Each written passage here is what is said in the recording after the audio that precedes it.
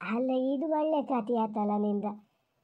ಜಾತ್ರೆಗೆ ಹೋಗ್ಬೇಕು ಅನ್ನೋ ಮುನ್ಸೆ ಯಾರಿಗಿರಲ್ಲ, ನಮಗೂ ಇರ್ತಿತ್ತಪ್ಪ. ನಮ್ಮ ಅಪ್ಪ ಬಿಡ್ಬೇಕಲ್ಲ. ಬಿಲ್ಲಕ್ಕಲ್ಲು ಹೋಗೋದು ಬೇಡ ಅಂತ ಕೂತ್ಕೊತಿದ್ರು. ಅದು ಒಂದು ಕೆಲಸ ಆತಿತ್ತು. ನಾವಲ್ಲಿ ಹೋಗಿ ಜೀಪ್ ಇಳಿಯೋಕ್ಕೋ ಸಾವ್ಕಾರರು ಮನೆಯವ್ರು ಬಂದರು ಅಂತ ಹೇಳಿ ಎಲ್ಲ ಒಂಥರ ಜನ ಮುತ್ತಿಗೆ ಹಾಕಂಗೆ ಮಾಡಾರ. ಹಂಗಾಗಿ ಅಪ್ಪ ಹೋಗೋಕ್ಕೆ ಬಿಡ್ತಿರ್ಲ. ಎಲ್ಲಿ ಒಂದೊಂದು ಪಿಕ್ಚರಿಗೆ ಹೋಗೋದಾರು ತಿಂಗಳಿಗೆ 2 ತಿಂಗಳಿಗೆ ಒಂದು ಸತಿ ಅವ್ರ ಜೊತೆನೇ ಹೋಗ್ಬೇಕು, ಅವ್ರ ಜೊತೆನೇ ಬರಬೇಕು. ಇದಕ್ಕೆ ಎಳ್ಳಮಸ ತಪಸ್ಸವಕ್ಕೆ ಕರ್ಕೋತಿದ್ರು. ಹೋದ್ರಿ ಅಂತ ನಾವು ಜೀಪಲ್ಲೇ ಕೂತ್ಕೊಂಡಿರೋದು. ಉಳ್ದವರೆಲ್ಲ ಹೋಗಿ ಅಲ್ಲೆಲ್ಲ ಭಾಳ ಜನ ಅಂದರೆ ಜನ ಅಂತೆ ಹೋಗಿ ಇದು ಮಾಡ್ಕೊ ಬರೋರು. ಆ ಅಪ್ಪ ನಮ್ಮ ಜೊತೆ ಜೀಪಲ್ಲೇ ಕೂತ್ಕೊಂಡಿರೋರು.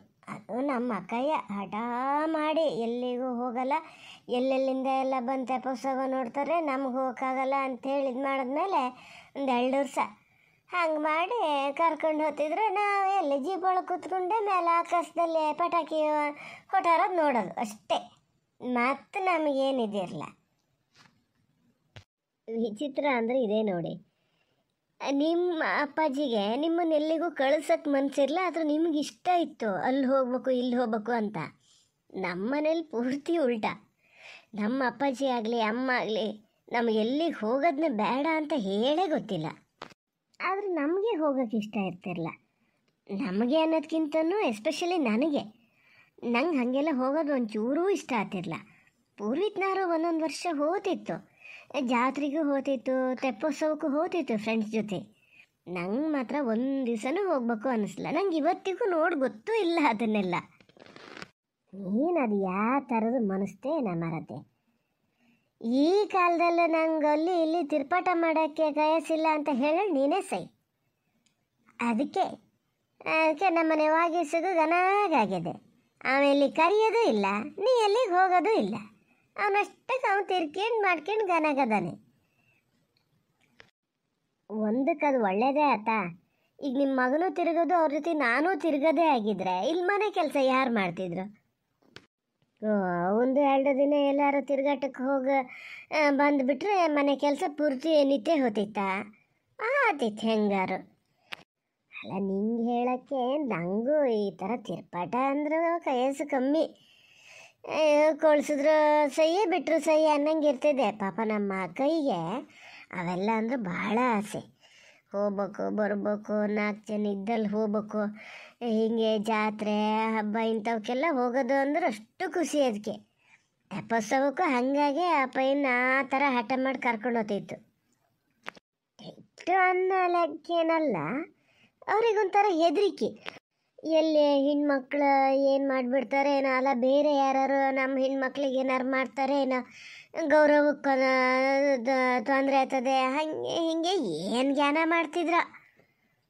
ನಮ್ಮ ಕೈ ಹಠಕ್ಕೆ ಬಿದ್ದು ಕೇಳೋಕ್ಕೆ ಶುರು ಮಾಡಿದಕ್ಕೂ ನಂಗೆ ಗೊತ್ತಿಲ್ಲ ಪುಣಾತ್ಗಿತ್ತಾರ, ಇನ್ನೊಂದು 2 ವರ್ಷ ಕಾಯಿರಿ, ನಿಮ್ಮೊಂದು ಮದುವೆ ಒಂದು ಮಾಡಿಬಿಡ್ತೀನಿ, ನಿಮ್ಮ ಗಂಡ ಕರ್ಕೊಂಡು ಹೋದ್ರೆ ಅವನ ಜೊತೆ ಹೋಗಿ ಇಲ್ದಿರ ಮನೇಲಿ ಕೂತ್ಕೊಳ್ಳಿ, ಇಷ್ಟೇ ಹೇಳ್ತಿದ್ದೆ ದಪ್ಪಯ್ಯ. ಆದರೂ ಎಷ್ಟೇ ಸ್ಟ್ರಿಕ್ಟ್ ಆದರೂ ನಿಮ್ಮನ್ನು ಫಿಲ್ಮಿಗೆಲ್ಲ ಕರ್ಕೊಂಡು ಹೋಗ್ಯಾರಲ್ಲ, ಅದಕ್ಕೆ ಮಾತ್ರ ಖುಷಿ ಪಡಬೇಕು. ನಮ್ಮ ಅಮ್ಮಗೆ ಎಲ್ಲ ಪಾಪ ಟಾಕೀಸ್ ಅಂದರೆ ಎಂತ ಅಂತಲೇ ಗೊತ್ತಿರಲಂತೆ. ಆ ಥರ ಅವ್ರಿಗೆ ಟಾಕೀಸಲ್ಲಿ ಫಿಲ್ಮ್ ಎಲ್ಲ ನೋಡಿ ಗೊತ್ತಿಲ್ಲ. ಯಾರ್ದಾರು ಮನೇಲಿ ಹಿಂಗೆ ಟಿ ವಿಲಿ ಫಿಲ್ಮ್ ಹಾಕಿದ್ರೆ ಅದನ್ನು ನೋಡೋದೇ ಒಂದು ದೊಡ್ಡ ಇದಂತೆ. ಪಾಪ ಹೇಳ್ತಿರ್ತದೆ ನಮ್ಮ ಅಮ್ಮನು. ನಮ್ಮ ಮನೇಲಿ ಹಾಗೇನಿರ್ಲಪ್ಪ, ಹಂಗಿರೋಕ್ಕೆ ಟಿ ವಿ ನಮ್ಮನೇಲೇ ಇತ್ತು. ನಮ್ಮನೆಗೆ ಜನ ಬೇಕಂಬಷ್ಟು ಬರೋರು. ಭಾನುವಾರ 4 ಗಂಟೆಗೆ ಪಿಕ್ಚರ್ ಹಾಕ್ತಿದ್ರಲ್ಲ, ಎಲ್ಲೇ ಕೆಲಸದವ್ರು ಮಕ್ಕಳು ಆಚೀಚೆ ಮನೆಯವರು ಎಲ್ಲರೂ ಬಂದು ಕೂರೋರು. ಜಗಳಿಲಿ ಈಚೆ ತುದಿಯಿಂದ ಆಚೆ ತುದಿ ತನಕ ಪಿಕ್ಚರ್ ನೋಡ್ತಾ ಕುತ್ಕೊಂಡಿರ್ತಿದ್ರು. ಅಷ್ಟಿದ್ರೂ ನೀವು ಟಾಕೀಸಿಗೆ ಹೋಗ್ತಿದ್ರಲ್ಲ ಫಿಲ್ಮ್ ನೋಡೋಕ್ಕೆ, ಅದು ಖುಷಿಯಾಗಿದ್ದು ನನಗೆ. ನಿಮಗೆ ಗೊತ್ತಿದ್ದಂಗೆ ಟಾಕೀಸಲ್ಲಿ ಯಾವ್ಯಾವ ಫಿಲ್ಮ್ ನೋಡಿರಿ ನೋಡೋಣ ನೀವು? ಅವಾಗ ಯಾವ ಫಿಲ್ಮ್ ಫೇಮಸ್ ಇತ್ತು? ಓ, ನೀನು ಎಲ್ಲ ಬೇಡ ಬಿತ್ತೆ ಬಿಡಿಸ್ತಾ ಕೂತ್ಕೋತಿ. ಈಗ ಹಂಗೆ ನಮ್ಗೆ ಯಾವ ಜ್ಞಾನ ಇರ್ತವೆ?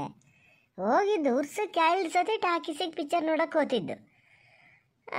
ಜೀಪಲ್ಲೇ ಹೋಗಿ ಅಲ್ಲಿ ಒಂದೊಂದು ಸತಿ ಅಪ್ಪಾಯಿ ಜೊತೆಗಿದ್ದರೆ ಪಿಕ್ಚರಿಗೆ ಹೋಗ್ಬೇಕಾರೆ ಮುಂಚೆ ಆಗಲಿ ಬಿಟ್ಟು ಬರೋಷ್ಟೊತ್ತಿಗಾಗಲಿ ಹೋಟ್ಲಿಗೆ ಕರ್ಕೊಂಡೋಗಿ ಮಸಾಲೆ ದೋಸೆ ಕೊಡ್ಸೋರು. ಮಸಾಲೆ ದೋಸೆ ಅಂದರೆ ನನಗೆ ಈಗಲೂ ಅದರ ಪರಿಮಳ ಇದರ ಜ್ಞಾನ ಇದ್ದಂಗೆ ಅದೇ. ಹೀಗೆ ನಂಗಲ್ಲ, ಅವಾಗ ಭಾಳ ಘನಾಗಿ ಮಾಡ್ತಿದ್ರು. ಹಾಂ ನೋಡು, ಈಗ ಜ್ಞಾನ ಆಯ್ತು. ಯಾವ ಪಿಕ್ಚರ್ ಒಂದು ಜ್ಞಾನ ಇದ್ರೆ ಹೇಳಿ ಅಂತ ಹೇಳ್ದಲ್ಲ, ನಂಜುಂಡಿ ಕಲ್ಯಾಣ. ನಂಜುಂಡಿ ಕಲ್ಯಾಣ ಪಿಕ್ಚರು ನಾವು ಹಂಗೆ ನೋಡಿದ್ದು ಸುಮಾರು ದಿವಸ ಇತ್ತು ನಮ್ಮೂರು ಟಾಕೀಸಲ್ಲಿ. ಆ ಪಿಕ್ಚರು ನಾವು ನೋಡಿದ್ದು, ನಾವು ಒಂದೇ ಸತಿ ನೋಡಿದ್ದು. ಅಣ್ಣಯ್ಯಗಳೆಲ್ಲ ಅವ್ರ ಫ್ರೆಂಡ್ಸ್ ಜೊತೆ ಹೋಗಿ 2 ದಿನ ನೋಡ್ಯಾರ ಅಂತ ಕಾಣ್ತದೆ. ಓ, ನಂಜುಂಡಿ ಕಲ್ಯಾಣ ನಾನು ಹೆಸರು ಕೇಳಿನಿ. ಮಹಾಲಶ್ರೀ ಫಿಲ್ಮ್ ಅಲ್ಲನದು. ಓ, ಅದವಾಗ ಅಷ್ಟು ಫೇಮಸ್ ಇತ್ತಾ? ಅಲ್ಲ, ನಾನು ಕ್ವಶನ್ ಅಂದರೆ ಅದು ಬಂದಿದ್ದು ಭಾಳ ಹಿಂದೆ ಬಿಡಿ ಫಿಲ್ಮ್ ಅದು. ಅಲ್ಲ, ಹಿಂದಂದ್ರೆ ಭಾಳ ಹಿಂದೇನಲ್ಲ. ಅದು ಬರೋಷ್ಟೊತ್ತಿಗೆ ನೀವು ನಿಮ್ಮ ಅಕ್ಕ ಎಲ್ಲರೂ ಮನೆಯಿಂದ ಒಟ್ಟಿಗೆ ಹೋಗಿರಿ ಅಂದರೆ ನಿಮಗೆಲ್ಲ ಎಷ್ಟು ವರ್ಷಕ್ಕೆ ಮದುವೆ ಆಗಿದ್ದಂಗಾರೆ? ನಿಮ್ಮ ಅಕ್ಕಗೂ ಮದುವೆ ಆಗಿರಲ್ಲ ಅವಾಗ? ಮದುವೆ ಆಗಿತ್ತಪ್ಪ, ಆಗದೆ ಅಷ್ಟು ವರ್ಷ ತನಕ ಅಂತ ಇದು ಮಾಡೋದು. ಹಾಗೆ ಅಕ್ಕಗೆ ಎಲ್ಲ 19-20 ವರ್ಷ ಅನ್ಬೇಕಾದ್ರೆ ಮದುವೆ ಆಗಿ ಹೋಗಿತ್ತು ಗೊತ್ತಾನು. ಮದುವೆ ಆಗಿದ್ರು ಒಂದು ಪಕ್ಷ ಏನು ಅಲ್ಲೇ ಇರ್ತೀವ, ಎಲ್ಲ ವರ್ಷಕ್ಕೊಂದ್ಸತಿ ಒಟ್ಟಾಗಲ್ಲ. ಹಂಗೆ ಒಟ್ಟಾದಾಗೆಲ್ಲ ಪಿಕ್ಚರಿಗೆ ಹೋಗ್ತಿದ್ದು. ಅದು ಕಳಿಸೋದು ಅಕ್ಕನ ಹಠಾದ ಮೇಲೆ. ಅದನ್ನೊಬ್ಬಳನ್ನೇ ಕಳ್ಸಂಗಿಲ್ಲ ಅಂತೇಳಿ ಜೊತೆಗೆ ನಾನು ಕಳಿಸ್ತಿದ್ರು. ನಂಗೆ ಮುಂಚೆ ಅನ್ಸಾತಿತ್ತು. ಇದು ನಂಜುಂಡಿ ಕಲ್ಯಾಣ ಪಿಕ್ಚರ್ ಬಹುಶಃ ಮದುವೆ ಶುರುವಿನಲ್ಲೇ ನಿನ್ನ ಮಾವನ ಜೊತೆನೇ ಹೋಗಿ ನೋಡಿದ್ದಿರ್ಬೇಕು.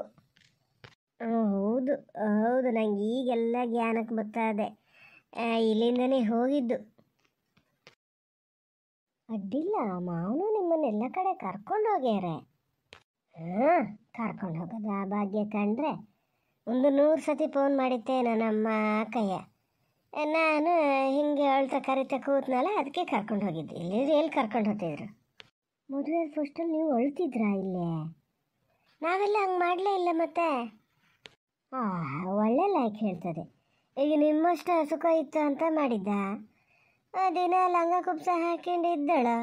ಇಲ್ಲಿಗೆ ಬಂದಕ್ಕೂ ಏಕ್ದಮ್ ಸೀರೆನೇ ಉಟ್ಕೋಬೇಕು, ಬೇರೆ ಏನು ಬಟ್ಟೆ ಮೈಗೆ ಮುಟ್ಸಂಗಿಲ್ಲ ಅಂತ ಹೇಳಿದ್ರೆ ಎಂತ ಮಾಡೋದು? ಎಲ್ಲಿಗೆ ಹೋಗೋದು ನಾನು?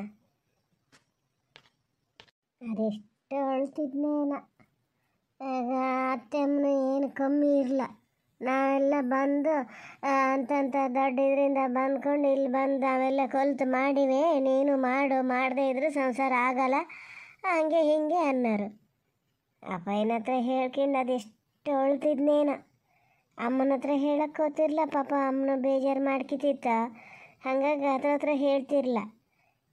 ಅಪ್ಪಯ್ಯನ ಹತ್ರ ಹೇಳ್ಕೊಂಡು ಅಳ್ತಿದ್ದೆ. ಹತ್ರ ಕರೆದು ಒಂದೇ ಮಾತೆಂತ ಹಿಂಗೆ ಅಳ್ತೀನಲ್ಲ ಅಂತೇಳಿ ಕೇಂಡಾಗೆಲ್ಲ ದುಡ್ಡು ಕಾಸು ಕೊಡೋರು ಅಪ್ಪಯ್ಯ. ಸುಮ್ಮನೆ ಹೇಳಿದ್ರೆ ಸಹಿಯಲ್ಲ. ನಿನ್ನ ಮಾವಾಗ ಅದೇ ಒಂಥರ ನಾಯಿ ಹಲ್ಲಿಗೆ ರಕ್ತ ಹಿಡ್ದಂಗೆ ಆಗಿತ್ತು. ಆದರೆ ನಿಮ್ಮದು ಒಂಥರ ಕತೆ ಇಂಟ್ರೆಸ್ಟಿಂಗ್ ಆಗದೆ. ಇದನ್ನೆಲ್ಲ ಕೇಳೇ ಇಲ್ಲ ನಾನು ಇಷ್ಟು ದಿವಸ. ನಮ್ಮ ಕಾಲನೇ ಒಂಥರ, ನಿಮ್ಮ ಕಾಲನೇ ಒಂಥರ ಅಂದರೆ ನಾವು ಕಾಲೇಜಿಗೆ ಮನೆಗೆ ಓಡಾಡ್ತಾ ಇರ್ತಿದ್ದು, ಎಂತಕಾರು ಬೇಕಂದಾಗೆಲ್ಲ ಹೊರಗೆ ಹೋಗ್ತಿದ್ದು. ಹಾಗಾಗಿ ಮತ್ತೆ ಜಾತ್ರೆಗೆಲ್ಲ ಹೋಗ್ಬೇಕು ಅನ್ನಿಸ್ತಿರ್ಲ ನಮಗೆ. ಆದ್ರೆ ಕಳಿಸ್ತಿದ್ರು ಹೋಗಿ ಅಂತ, ನಮಗೆ ಇಂಟ್ರೆಸ್ಟ್ ಇರಲ್ಲ. ನಿಮಗೆ ನೋಡಿದ್ರೆ ಹೋಗೋ ಇಂಟ್ರೆಸ್ಟ್ ಇರ್ತಿತ್ತು, ಆದರೆ ನಿಮ್ಮನ್ನು ಕಳಿಸ್ತಿರ್ಲ. ಒಳ್ಳೆ ವಿಚಿತ್ರ ಅದೇ. ನೀವು ಅದೇ ಮನೆ ಒಳಗೆ ಇರ್ತಿದ್ರಲ್ಲ, ಅದಕ್ಕೆ ಎಲ್ಲರೂ ಹೋಗ್ಬೇಕು ಅಂತ ಅನ್ನಿಸ್ತಿತ್ತೇನ. ಏನ ನಮ್ಮದೆಲ್ಲ ಕಾಲ ಹೆಂಗೆ ಆಗಿ ಹೋತು. ಇನ್ನೇನು ಕಾಡು ಬಾ ಅಂತದೆ, ಊರು ಹೋಗು ಅಂತದೆ, ಹೆಂಗೆ ಹೋಗ್ತದೆ ಹಂಗೆ ದಿನ ಕಳ್ಕೊಂಡು ಇರೋದು. ನಿಮ್ಮನ್ನು ನೋಡಿ ಕೇಳಿ. ಇಲ್ಲಪ್ಪ, ಅಷ್ಟು ಸುಲಭಕ್ಕೆ ನೀವು ಜವಾಬ್ದಾರಿಯಿಂದ ನುಣಚ್ಕೊಳಂಗಿಲ್ಲ. ಇನ್ನು ನಿಮಗೆ ಜವಾಬ್ದಾರಿ ಅದೆಯಪ್ಪ. ನೀವು ಮಾತಾಡೋದು ನೋಡಿದ್ರೆ ಏನು 80-90 ವರ್ಷದವ್ರ ಥರ ಮಾತಾಡ್ತೀರ. ಏನಿಲ್ಲ, ಜವಾಬ್ದಾರಿ ಇಲ್ಲ, ಎಂಥದ್ದು ಇಲ್ಲ. ಆದಂಗೆ ಆಗ್ತದೆ. ಮನೆ ಸಂಸಾರ ಬೇಕಾದ್ರೆ ಮಾಡ್ಕೇಳಿ. ಹೇಳು ಪುರಾಣ ಹೊಳಿತಾ ಕೂತ್ಬಿಟ್ರೆ ಮತ್ತೆ ಹೇಳೋ ಮನಸ್ಸೇ ಇಲ್ಲ.